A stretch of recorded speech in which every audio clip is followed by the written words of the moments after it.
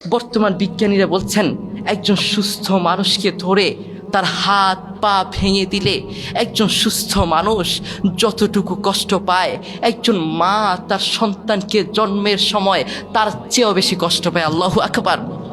দেখেছেন একজন মা কেমন হতে পারে? আপনারা দেখেন না, এজন্য বুঝবেন না মা তার সন্তান জন্ম দেওয়ার সময় কত কষ্ট করেন। আমি আমার মাকে দেখেছি, আমি সেখান থেকে শিখেছি একজন মা কেমন কষ্ট করেন। আমার বোন হওয়ার সময় আমি দেখেছি একজন মা কেমন কষ্ট করেন। আমার বোন হওয়ার সময় আমি দেখেছি একটি কোরবানির গরু জবাই দিলে যেই রক্ত হয়, যতটুকু রক্ত হয়, একজন মা তার সন্তান জন্মের সময় যতটুকু রক্তাক্ত হয়, একজন মা তার সন্তান জন্মের সময় তার চেয়েও বেশি রক্তাক্ত হয়। আল্লাহু আকবার।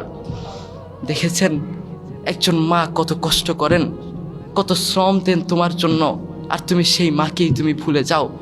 একজন মা রাতে ঘুমাতে পারতেন না। ও যুবক, তুমি যখন ছোট ছিলে তোমার মা তোমার জন্য রাতে ঘুমাতে পারতেন না। আমাদের রাতে একবার ঘুম ভাঙলে আমাদের মাথা গরম হয়ে যায়, আমরা দুনিয়া উল্টে ফেলি।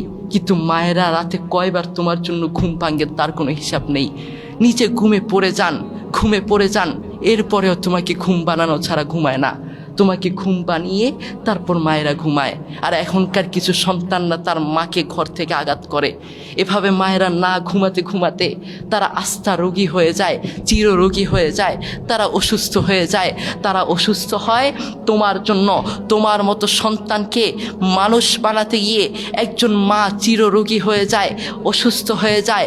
আর এখনকার কিছু অযোগ্য সন্তানরা তার মায়ের ওষুধ আনতে তারা অজুহাত দেখায়, তার মায়ের ওষুধ আনাকে তারা কষ্টকর মনে করে। যেই মা অসুস্থ হয়েছেন তোমার জন্য, আর তুমি তোমার মায়ের জন্য ওষুধ আনতে অজুহাত দেখাও। তুমি কিভাবে তোমার মায়ের চেয়ে তোমার স্ত্রীকে প্রাধান্য দিতে পারো? তুমি কিভাবে তোমার মায়ের চেয়ে তোমার প্রিয় মানুষকে প্রাধান্য দিতে পারো? তুমি কিভাবে তোমার মায়ের চেয়ে তোমার শ্বশুর শাশুড়িকে আপন মনে করতে পারো, প্রাধান্য দিতে পারো? আর তোমার চেয়ে নাফরমান, তোমার চেয়ে অমানুষ, তোমার চেয়ে বেহায়া আসমানের নিচে জমিনের উপরে আর একটাও হতে পারে না, ঠিক কিনা? যেই মা তোমার জন্য জীবন শেষ করেছেন, তোমার পিছনে জীবন শেষ করেছেন, অসুস্থ হয়েছেন, আর এখন তুমি সেই মাকে চিনো না। তুমি তোমার স্ত্রীকে চিনো, তুমি তোমার বন্ধু বান্ধবীকে চিনো। একজন বাবা, একজন মা আমাদেরকে নিঃস্বার্থভাবে ভালোবাসেন।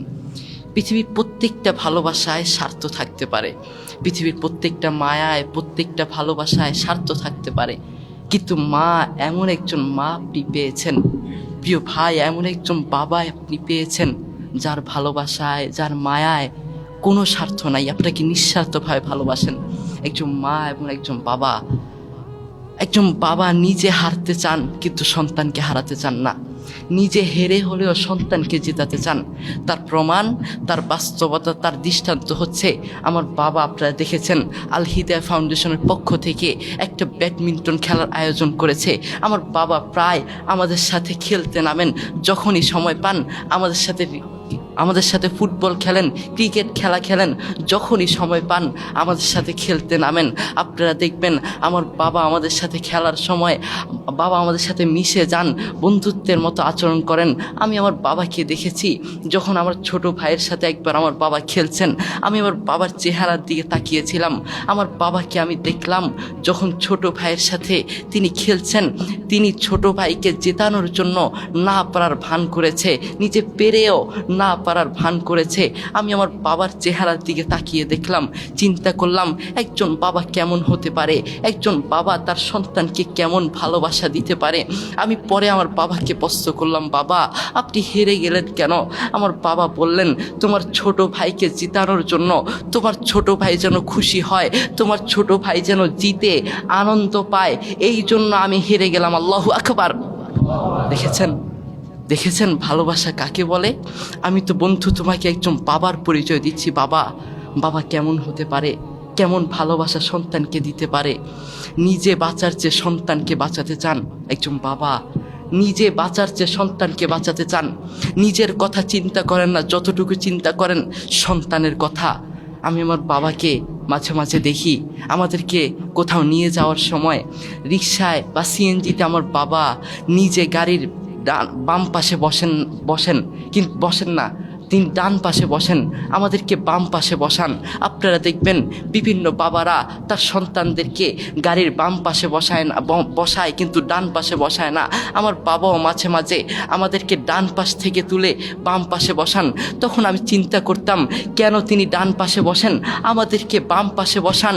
তখন চিন্তা করতাম, কিন্তু এখন বুঝেছি কেন তিনি গাড়ির ডান পাশে বসেন। কারণ গাড়ির ডান পাশে বসলে অ্যাক্সিডেন্ট হওয়ার সম্ভাবনা থাকে। এই জন্য সন্তানকে বাম পাশে বসিয়ে নিজে ডান পাশে বসেন। আল্লাহু আকবার। দেখেছেন সন্তানের প্রতি ভালোবাসা কাকে বলে? যুবক, তুমি যখন কোথাও যাও, তোমার বাবার মন সবসময় তোমার জন্য ছটফট করতে থাকে, তোমার জন্য দোয়া করে, তোমাকে দেখার জন্য সবসময় তোমার বাবার মন ছটফট করতে থাকে। আমি আমার দাদাকে দেখেছি, আমার দাদা দুনিয়া থেকে বিদায় হয়েছেন, দুনিয়া থেকে বিদায় হয়ে চলে গিয়েছেন। আপনারা আমার দাদার জন্য দোয়া করবেন। আমি আমার দাদাকে দেখেছি, আমার বাবা যখন মাহফিল থেকে আসতো, যত টাইম হোক না কেন তিনি অপেক্ষা করতেন, তিনি বসে বসে অপেক্ষা করতেন। আমার বাবাকে ফোন করে খোঁজ খবর নিতেন, বাবা তুমি কেমন আছো, তুমি কোথায় আছো, অসুবিধা হচ্ছে কি না, তিনি বারবার খোঁজ খবর নিতেন। আজ সেই খোঁজ খবর নেওয়ার মতো মানুষটি আর নেই, আজ সেই ফোন করার মতো মানুষটি আর নেই। বন্ধু, তুমি জানো তোমার বাবা কী জিনিস? তুমি জানো তোমার মা কী জিনিস? যখন চলে যাবে তখন বুঝবে বাবা হারানোর কত কষ্ট, বাবা হারানোর কত বেদনা। এই জন্য এখন থেকে আমি বলতে চাই বন্ধু, বাবার খেদমত করো, এখন থেকেই বাবার সম্মান করো, বাবাকে মূল্যায়ন করতে শিখো। যখন চলে যাবে তখন আফসোস করে লাভ হবে না।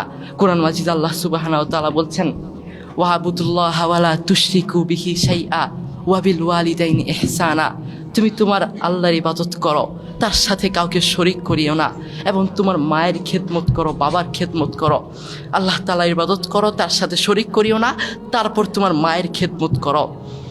এতক্ষণ বলেছি একজন বাবা কেমন হতে পারে, এবার আসুন একজন মা কেমন হতে পারে সেটা বলি। একজন বাবার চেয়ে একজন মা কয়েক হাজার গুণ বেশি কষ্ট করেন।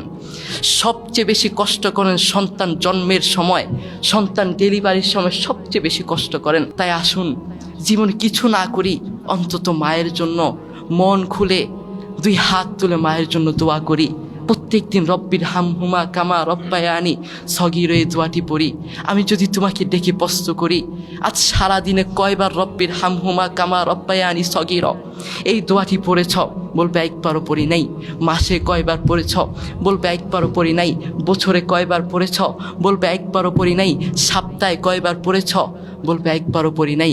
এই জন্য ভাই, জীবনে কিছু না করি, অন্তত এই দোয়াটি পড়ি, মন খুলে হৃদয় থেকে এই দোয়াটি মায়ের জন্য করি। আল্লাহ তাআলা আমাদের সবাইকে মায়ের খেদমতে লেগে থাকার, মায়ের সম্মান করার, বাবার সম্মান করার তৌফিক দান করুন।